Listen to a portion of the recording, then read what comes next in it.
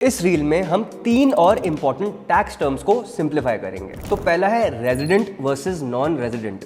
तो income tax के लिए जो आपका रेजिडेंशियल स्टेटस है बहुत मैटर करता है। तो अगर आप 6 महीने या उससे ज़्यादा एक फाइनेंशियल ईयर में इंडिया में रहते हो तो फिर आप रेजिडेंट माने जाते हो, जिसकी वर्ल्ड वाइड इनकम पर इंडिया में टैक्स लगता है। और अगर आप इंडिया में कम दिन रहते हो तो फिर आप नॉन रेजिडेंट हो, जिसको सिर्फ इंडिया से अर्नड इनकम पर टैक्स देना होता है। फिर आते हैं एडवांस टैक्स पे। तो अगर टीडीएस से आपका पूरा टैक्स कवर नहीं होता, स्पेशली अगर आपका बिजनेस या साइड इनकम है, तो आपको साल के बीच बीच में खुद गवर्नमेंट को टैक्स इंस्टॉलमेंट्स में पे करना पड़ता है। इसको एडवांस टैक्स कहते हैं, क्योंकि आप फाइनेंशियल ईयर खत्म होने से पहले ही एडवांस में टैक्स दे रहे हो। और आखिरी है सेल्फ असेसमेंट टैक्स। तो जब भी आप अपना टैक्स रिटर्न फाइल करने जाते हो तो फाइनल कैलकुलेशन के बाद भी अगर कुछ टैक्स ड्यू बचता है तो रिटर्न फाइल करने से पहले जो आप फाइनल अमाउंट पे करते हो उसे सेल्फ असेसमेंट टैक्स कहते हैं। तो सिंपल टर्म्स में साल के एंड में जो रिमेनिंग टैक्स आपको खुद से भरना पड़ता है आफ्टर टीडीएस